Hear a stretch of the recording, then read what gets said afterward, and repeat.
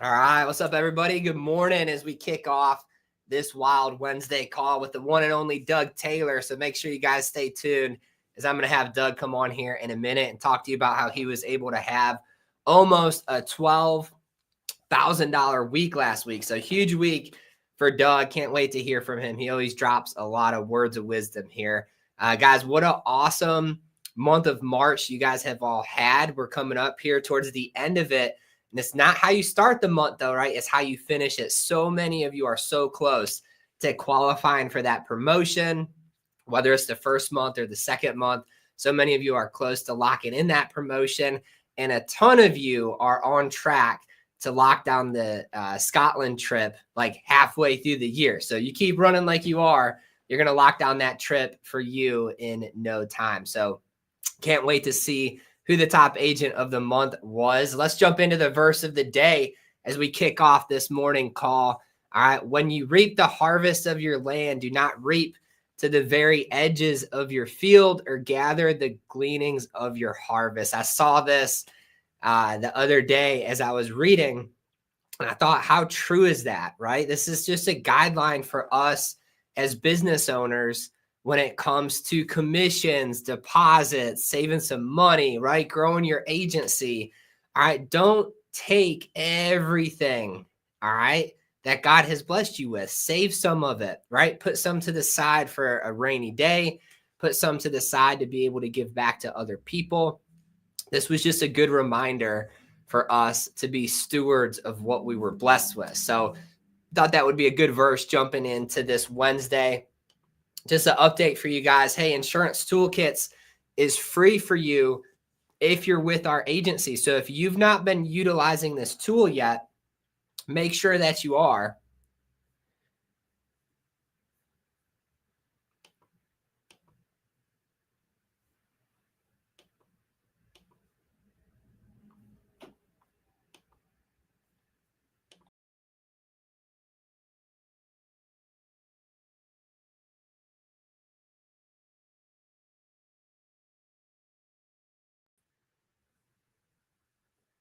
All right. Hey, hopefully y'all got me. This thing is glitching out on us again. I'm going to wait in WhatsApp. Shoot me in the comment section if you guys got me on here. Gotta love it. It kicked me and Doug out of it this morning, but hopefully you guys can see that. Hopefully I'm back with you. I can see Doug. You got me, Ivy? Okay, cool. Hey, it likes playing games with us, right? That's how technology is, but hopefully it'll stop doing that. But anyway, hey, I don't know where you guys lost me at. So this was the verse of the day. I think that one works. So I think we went over that. Hopefully you guys didn't miss that. Insurance Toolkits is free for you. So if you're an agent with us and you're not utilizing this, make sure you reach out so that we can get you your account set up and you don't have to pay for it, right? Regular subscription.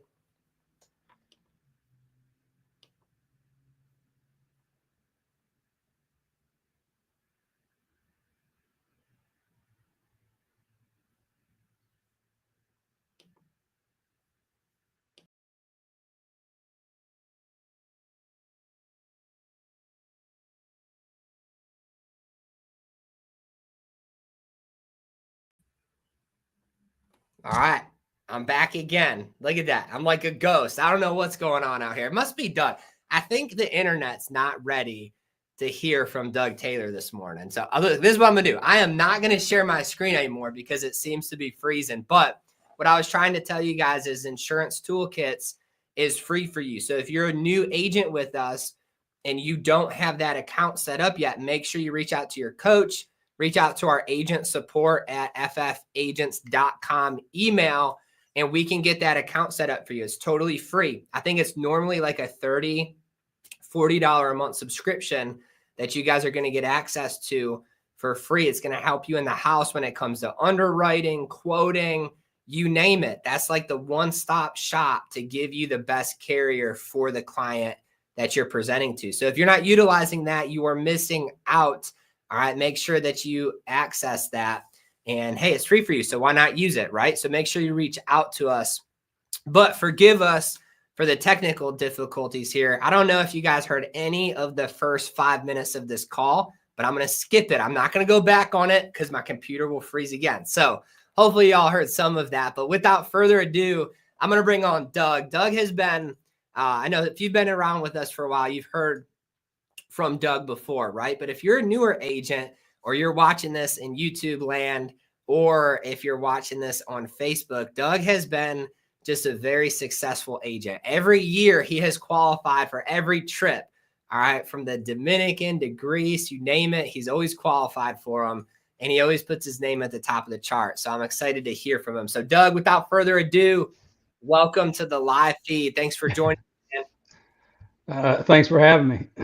Absolutely. Hey, I'm glad we got back on here. I thought originally it was just going to kick us out altogether, but luckily we got this thing working. So Doug, shout out to you, man. Over a $12,000 a week.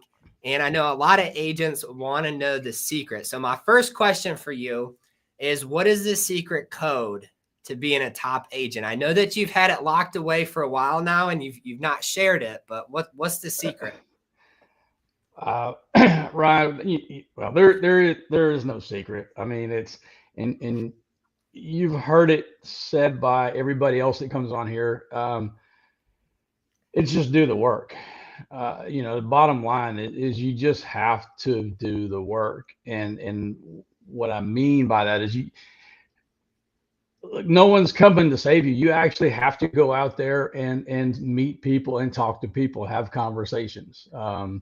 You use this analogy all the time is in baseball, the number of bats you get. I mean, that's directly correlated to your hit percentage. I mean, the more at bats you get, the more hits you're going to get. So you have to have more at bats, and that more at bats in this industry is conversations.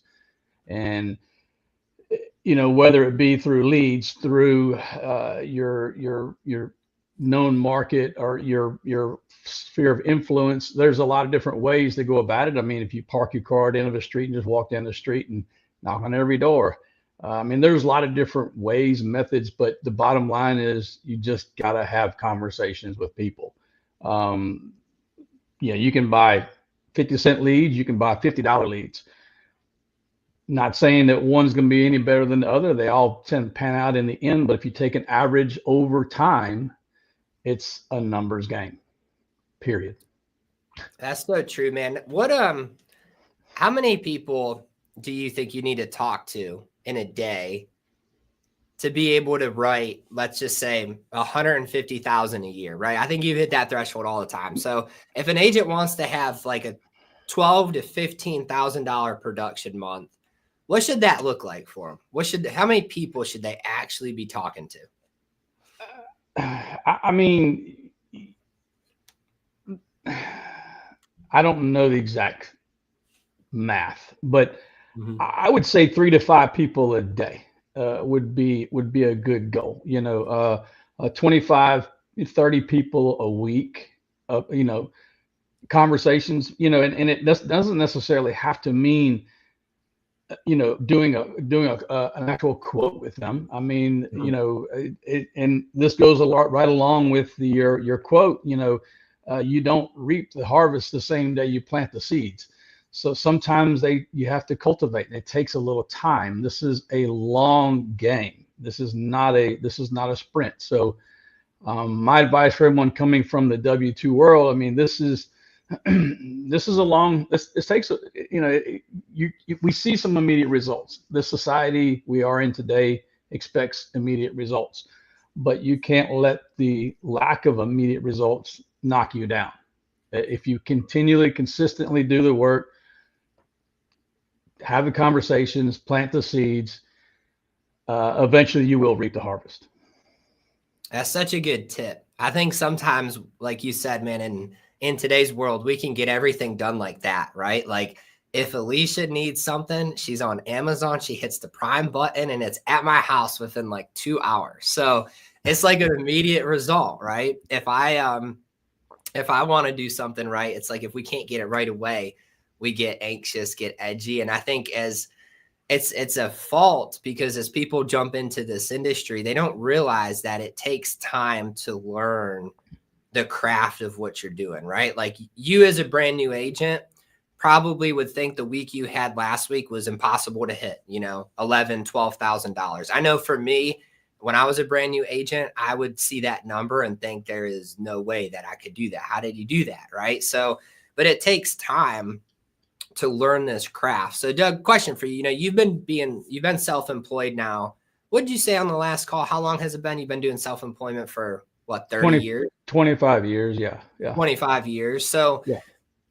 A lot of agents are in their first 5 years of being self-employed, you know, jumping into this industry. This job is probably the first real job they've had, being self-employed for most people. So what tip would you have for them as far as like mentality goes to be able to make it as their own boss? I mean, you know, I hate to be redundant, but it kind of goes back to what I said. No one's coming to save you. So you have to be your own life raft. I mean, you can, and I'm not knocking, you know, motivational quotes and you know, YouTube videos and things like that. They're very helpful, but that external motivation eventually will flee from you, and you have to have something inside that drives you, that pushes you. You know, and it gets to be more than just a why. I mean, it have to be, you have to develop a routine, I guess you could say. And I always go back to, I can't remember which admiral at Texas A&M. Everybody's seen the speech. You know, and the first thing you do in the morning is make your bed. You know, have the small win initially, and but have a routine of things that you do consistently. And it's just a consistency. Did I even answer your question? Yeah, you definitely did. You definitely did. And the small wins are huge because, you know, like when you're working for somebody, if you're in the W-2 world, if you don't show up, you get fired. Like there's a consequence. And so that simple consequence makes people show up to work when they maybe wouldn't because they don't feel good, or, you know, they had this going on or that going on. They find a way to make it happen when they're being forced to do it. But being self-employed, a lot of times people find a way to make it not happen because they can let themselves off the hook. There's no consequence, right?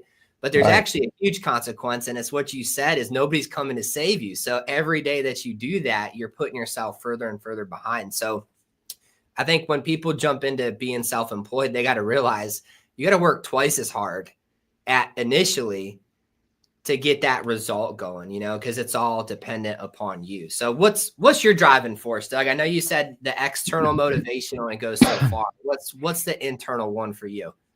Well, the internal, it's just habit for me. I've been doing it for so long. I don't know any other way. I mean, I know if it's to be, it's up to me, period. And you know, I don't know. I want to, you know, get a certain level of success. And of course that, you know, success is a different definition for every person out there. But, you know, I'm getting up a little bit, you know, upper in age. I'm not in my 20s anymore. I don't have the longevity a lot of people do. So, but I want to enjoy life, but I really enjoy what I do. And I guess that's maybe my motivation to do what I do, is because I like to be able to help others. And I think my focus is kind of shift. I mean, I like I want the younger generation to understand that you don't have time. You think you do, but you don't have time. And that comes in, you know, I mean, this is a long game in business, but you have to get serious about it soon and move as rapidly as possible. Of course, a lot of it's not up to us. It's not our timing is not what we want, doesn't always happen in our time, but you have to just trust the process and just keep working. But, you know, me personally, I want to pass that along to the younger generation. And I don't want to see people make the same mistakes that I've made. I made a lot of them in business. I mean, a ton. And, I don't want to see other people do that. So I'm just, you know, want to help other people reach their goals. Mm-hmm. I love that, man. Appreciate you saying that too, because it goes back to like that habit. You had that habit of just showing up for yourself. You've got the habit of wanting to help other people. And I love that you said you love what you do.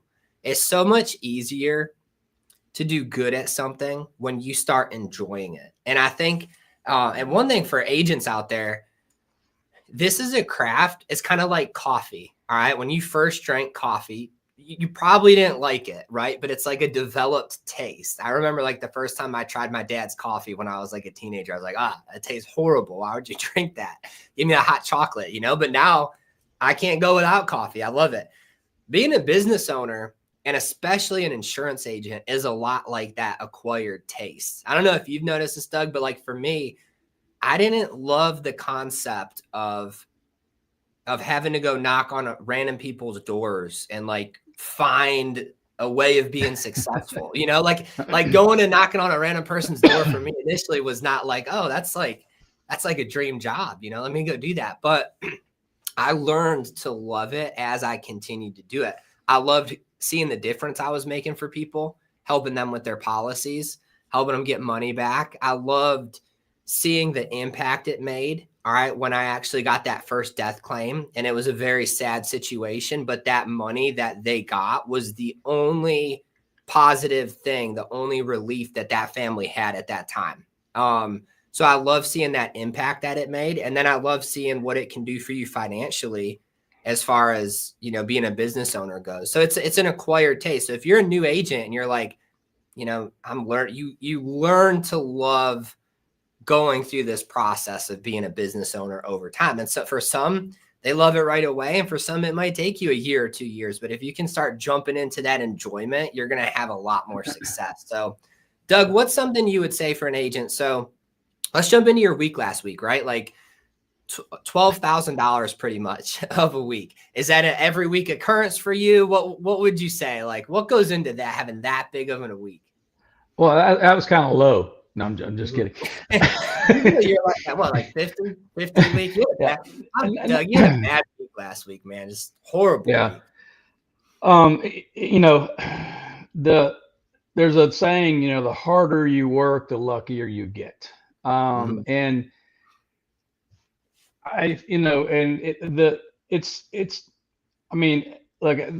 sometimes you'll jump in a house and it can be any random house. You never know when that day comes where you might do 5, 6, 7, 8, 10 grand in one house. It could be 2 policies, and that happens from time to time.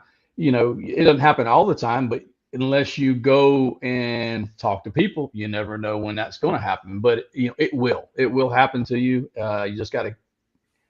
It's the numbers eventually will work in your favor, and it will happen. And this following up with people. I mean, again, like you don't reap the harvest the day you sow the seeds. So this was a couple I've been trying to get in touch with for 2 months. I mean, I've called, gone by there, never got in touch with anybody. Finally sat down with the wife, and the daughter called because they have cameras while I was there. Called her mom, and my mom on speaker and said she wanted me to call her immediately. As soon as I left there. Well, yeah. Now her mom has mild dementia. I couldn't tell by the conversation, but the daughter was really concerned, and and I talked to the daughter and was very, let her know, hey, look, I understand. I would want someone, to explain themselves why they're talking to my mom too. My mom has dementia, so it just come to, but it was just a continual follow up that fell in my lap, I guess you could say. And there were several others during that week. I mean, a lot of the people that I close in a week are not necessarily the first time I knock on their door, or the first time I call them. I mean, so right. It's a continual process of following up. I mean, some people may have been from last week or 2 weeks ago. People blow you off all the time. You have to learn to discern which ones are blowing you off because they don't want to be mean to you, or the ones that are really serious. I mean, I give them all a couple of chances, but it's just, again, consistently just keep following up, keep talking to people, and the big houses are going to come. I mean, you know, I mean, the husband is 84 years old. So, you know, a $20,000 contract for an 84-year-old, everybody knows it's going to be a pretty big number. So Yeah. that generally equates to.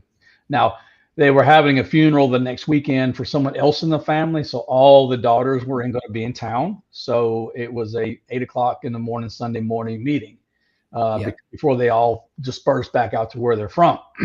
So that helped too, having everybody there on the same page.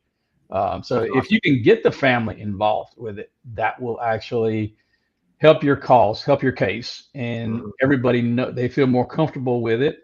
And when you throw, you know, when they see it's a big number and they divide it amongst 5 people, well, it's a little bit more, you know, palatable for all For of them. sure. And again, they see your enthusiasm or your you know, just your confidence in what you're doing is going to positively help them. And they with them being there and actually hearing it and feeling it, being in the same room is a lot different than doing things over the phone. So Yeah.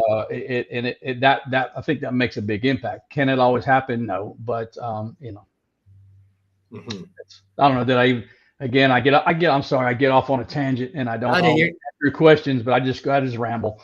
you're doing good, man. No, I love listening to it because these are the stories, right, that agents need to hear. Because it'd be one if we just jump in and we kind of do surface level stuff, they'll get some, but not. But if we actually give them like the details, like you're doing, I love listening to it. So they got the family you wrote was 84, right? And I think if I remember right, the payment was around what was it, $600 something a month?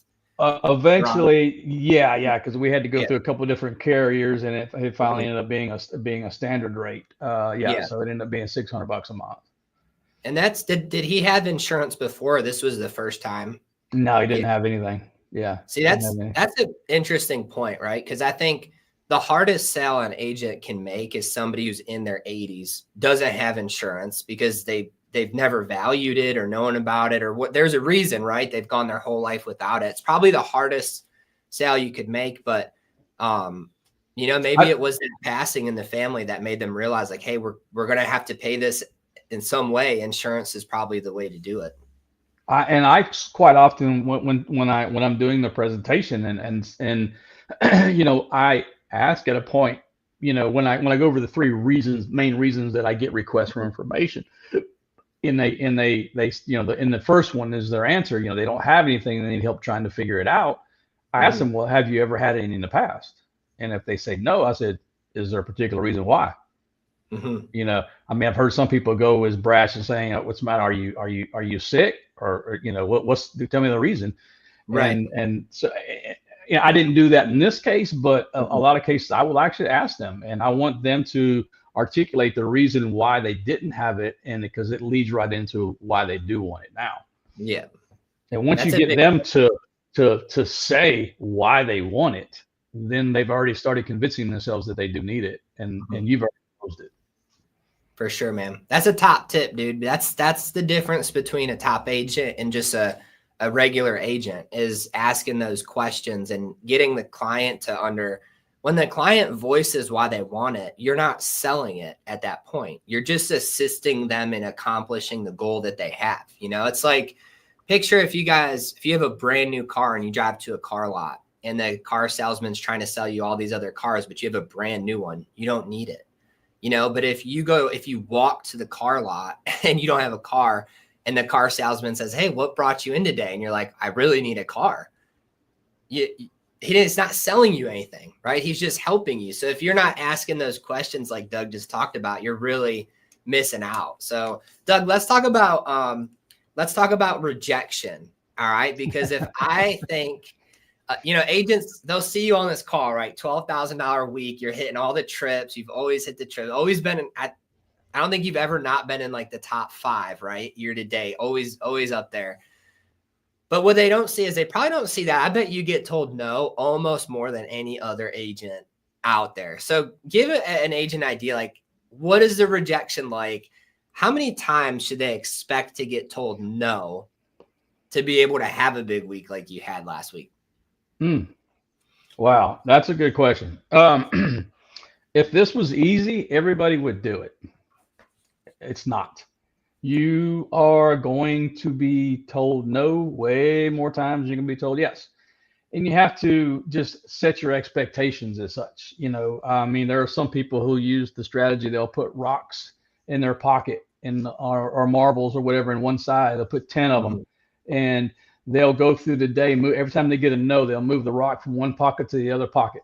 And their purpose is to try to get as many no's as possible, because for every no you get, you're that much closer to that yes. I mean, this industry is, I mean, sales in general, it's just, you're full of negativity. You're going to get, more no's. There's some books out there, Go for No. There's a lot of different ways and methods to do it, but you're going to get, I mean, probably 5 to 6 no's for every yes. I mean, and that's, I mean, and it's going to average out. I mean, some weeks are going to be better than other weeks, but you just got to realize that you're going to get way more no's than you're going to get yeses. And some people have actually done the math and figured out an average of how many, each no, what you're actually profiting by each no. And if you kind of change your mindset, like, okay, great, I just made $20 on that no, as you're walking away, you got that in your head. I just made $20. It's just easier to go through the no's. Yeah, that's awesome, man. If you took that mentality and applied it, think about how good everyone would do. Like if you knew that you'd get paid $20 for every person you talk to, regardless of if they said yes or no, how fast would you go out there? Like how urgent would you be in the day to talk to as many people as possible? But what happens a lot is agents, like, they get told no twice and get so defeated that they don't talk to anybody else, throughout the day. But yeah, I think it was Dave Metzler. He did an example with a group of people, and he told him, he said, if you go out and get 1,000 no's on your bring back 1,000 no's to me, I'll give you $1 million. How fast would you go out there and get 1,000 no's? I mean, it would, if you knew the reward at the end, then so that's what you just got to set your mind to be like. Yeah. And it's so true, man. This game is predictable, right? Like I think a lot of people looking at commission-based only job is like, why I don't want to have a not predictable income. But if you talk to the same amount of people each week, you're going to have a predictable income, like down to the dollar. I remember we had an agent get started with us, and they were very nervous about, they had a W-2 job making like $2,500 a month, and they were afraid to let that go. And I said, if you sit down with 15 people a week and call me and off to 3 a day for 4 weeks, and you don't make double of that W-2 income, I'll pay you the difference. And I never had to pay them the difference because I think they made like triple than what they were making there. But sometimes it's just that lack of confidence in the numbers, So what do you do, Doug? Last question for you, man. What would be just a tip, a word of advice for an agent who goes through a slump, right? Like maybe it's an experienced agent. They've always done high, but then for whatever reason, they're just in a sales slump. How do they get out of it? Keep going. I mean, this is the path of entrepreneurship is like this. Mm-hmm. It's not like this. I mean, it goes like this. You have to set your mind to this. You want to, when things are going great, you can't ride the top of the wave. You need to learn to stay in the middle. And then when it goes to the bottom, you have to learn to stay in the middle. And you're going to have slumps. There's going to be times in which, and the other, to get out of the slump, sometimes just change things up a little bit, wear different clothes, take different routes, go different areas, say things differently. There's a lot of different little things you can do to maybe trick yourself, but it's just going to happen, and expecting it is probably the most important part. Just you got to have that even keel. It's tough. I ain't gonna say it's easy. It's tough. I mean, but try to keep it as even as possible, and just keep going. Just keep going. It's an awesome tip, man. You guys can stay even keel like that, like Doug was talking about. It's life changing for you as an agent. Don't ride the waves up and down, because that you'll get stressed out. Like every day will be a high and a low, but you got to look at it as a whole. You know, I always tell people, Doug, is like, you can't look at this business day to day, really even week to week. You got to look at it in terms of a month. You know, you're going to have a bad day. You might have a bad week, but you're really never going to have a bad month if you do the same numbers every single week. But Doug, super proud of you, man. Awesome job to you last week. I appreciate you for jumping on here and sharing all those words of wisdom. Guys, it's 9:30. That's all me and Doug have for you today. Let's go out there, have a big second half of this week, and we will be back here on Friday. Thanks again, Doug. All right, thanks.